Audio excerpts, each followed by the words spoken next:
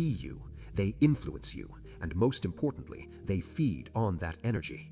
The Gnostics called this louche, a harvest of emotional energy. As long as you are reactive, as long as you are fearful, as long as you are fighting with yourself, you are a food source. You are a battery powering the very simulation that traps you. But here is the secret they do not want you to know. There is something inside you that does not belong to this system. The Gnostics called it the divine spark, a fragment of the monad itself. This spark is not a metaphor, it is actual metaphysical data. It is the core of what you actually are, and it operates on a frequency so high, so pure, that when it is fully activated, the archons simply cannot perceive it. Jesus understood this completely. He was not here to start a religion. He came to teach a way out. The Gospel of Philip, one of the texts found at Nag Hammadi, makes something startlingly clear. Jesus did not give the same teaching to everyone. There was an outer teaching for the crowds, simple moral guidance, parables, rules for living together. That was the milk. But there was an inner teaching given only to those who were ready to digest the meat.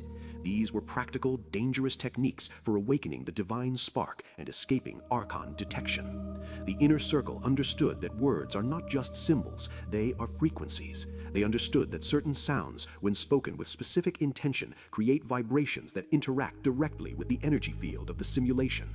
The Aramaic language Jesus spoke was not chosen randomly. It is an ancient tongue with phonetic structures that resonate with the human biology in ways modern English simply cannot.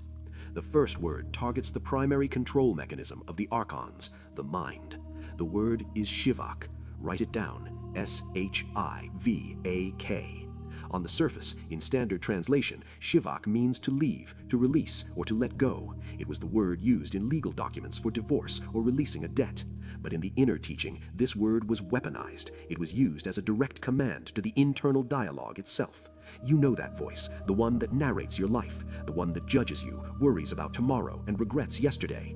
You think that voice is you. It is not. That voice is the receiver. That voice is the broadcast mechanism the archons use to keep you in a low vibrational state. As long as that voice is talking, you are broadcasting your location to the system. Here is the technique. When you notice that you are caught in a loop of thoughts, worry, anger, or just endless mental chatter, you do not argue with the thoughts. You do not try to think positive. You simply pause and you speak the word shivak, either out loud or forcefully in your mind. But you must say it with the authority of a king or queen commanding a servant.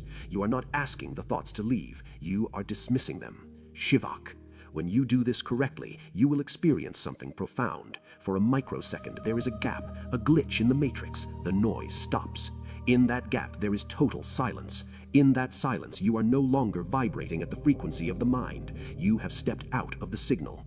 For most of you, this gap will last only a second before the thoughts rush back in like water filling a hole. But with practice, the gap widens. 2 seconds, 5 seconds, 10 seconds. And in that extended silence, you become invisible to the entities that feed on your mental chaos. But silence is only the preparation. Once the noise is gone, you have to unlock the power source. Once the mind is silent, you are ready for the second lock. This lock is located in the center of your chest. The Gnostics called it the bridal chamber. Modern science calls it the heart center, which generates an electromagnetic field 5,000 times stronger than the brain. But for 99% of humanity, this center is sealed shut. We seal it instinctively. We seal it because life in this system is traumatic. We get hurt, we get betrayed, we feel pain, and so we build a wall around the heart to survive. This is a natural defense mechanism. But this defense is also our prison cell, because the divine spark, that fragment of God within you, is located inside the heart center. When the heart is sealed, the spark is suffocated. It remains dormant. It sleeps. You can read all the spiritual books in the world. You can understand all the theories. But if this seal remains closed, you are just an intelligent prisoner. You are not free. The second word is the key to this lock. The word is ptak, P-T-H-A-C. In Aramaic, patak means to open, but it specifically refers to the opening of something that was previously blind or sealed shut. It is the same root word used in the Bible when Jesus heals a deaf and mute man by saying, "Ephatha, be opened."